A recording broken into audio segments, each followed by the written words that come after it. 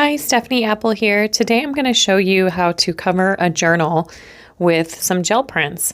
This is my favorite notebook to use for a variety of different reasons. I use it for work. I also have a separate one that I use for my gratitude journal. You can put the date at the top. It's college rule, so there's plenty of room to write. And I have a couple here that I'll show you that I've made in the past. I really like this one a lot. And when I fill them up, I just make another one, and I do typically keep them. And that way, if I need to go back and refer to any notes, that's a great thing to do too. This process that I'm going to show you is also really great for making art journal covers. And so if you are one who art journals, that's an excellent thing you can do. But this is my absolute favorite spiral by Cambridge. And so what I'll typically do when I make these is I'll go through my drawer of gel prints that I haven't used yet, but I've already cut down, and I'll find things that look similar so that I can make a front cover and a back cover that look unified. You don't have to do that. You can do something completely different on the front and something completely different on the back. But that's my preference, is to make the front cover and the back cover from the same, I guess, gel print session. And it unifies the front and back cover. And so I've just narrowed it down to a couple of favorites, and then I'll hold my favorites up next to each other and make a decision based on which ones I think will look the best on the actual cover, front and back cover. And so then once I've decided on the prints that I want to use, these two look, I think, the best to me today. So anyway, once I decide on that, and I'm just holding these up close because you can see I used a pretty cool shimmer on the brown, and then you can tell that aqua was cool and had like really a lot of texture because you can feel it still now that it's dried. Okay, so I grabbed a pencil, and I'm going to show you a really easy way to measure your gel print and make sure that you can cut it.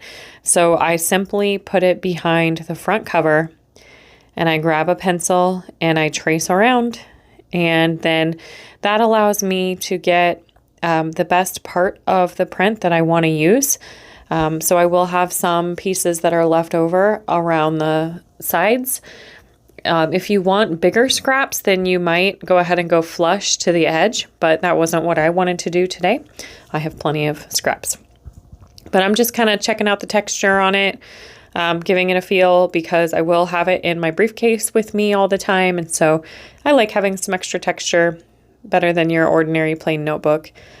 It won't go horizontal. Vertical is the only option here for it to cover the whole notebook, and that's fine.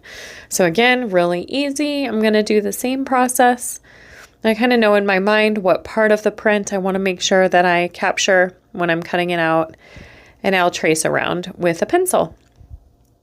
And then after I do that, I'm pretty close to doing what I need to do to make my prints. So I'm going to trim them with my paper cutter, and I use a paper cutter that has a rotary blade.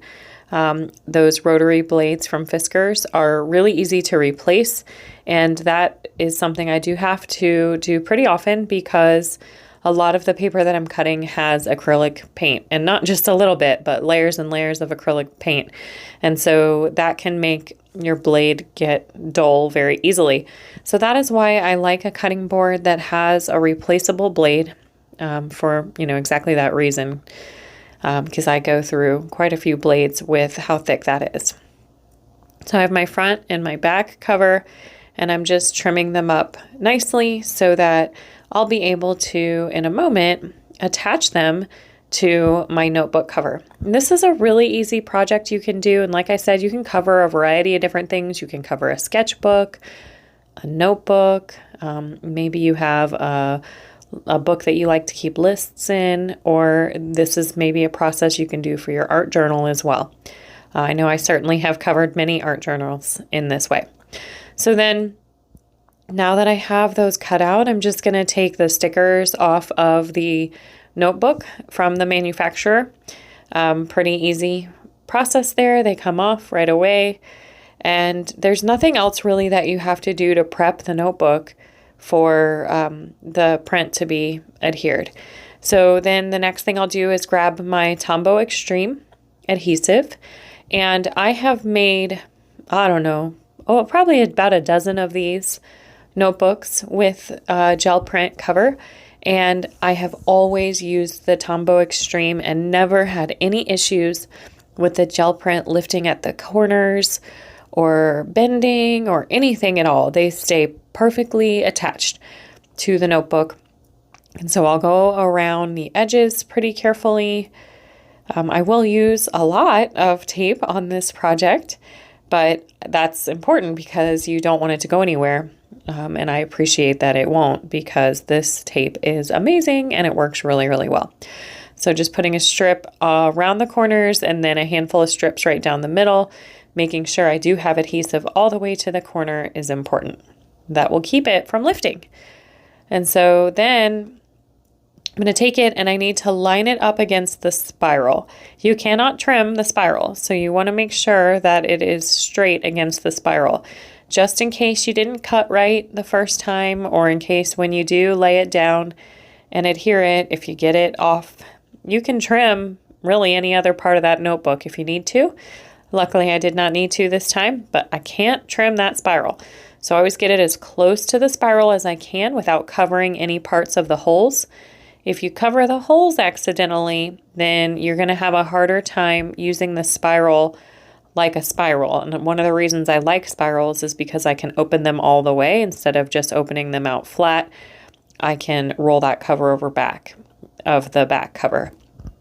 But if I cover the holes, I won't be able to do that anymore. So just make sure you leave enough room. And so you will see a little bit of black on the notebooks, but I think that gives it a nice finished look. So once again, on the back side, I've decided kind of which direction I want this print to go. I've decided that this is the one I want to go on the front or the back, whichever side I'm doing right now, probably the back. And then here I go again. I'm going to line it up against the spiral, but make sure I'm not actually covering the holes. And I decided I wanted to flip it around. Always kind of a gut instinct for me. Which way do I think looks best? And I've decided, and then I press it down against the spiral side first, and then I smooth it out, and I'm done. I have it. It is made, and something that I will grab and pop in my briefcase right away and start using the same day.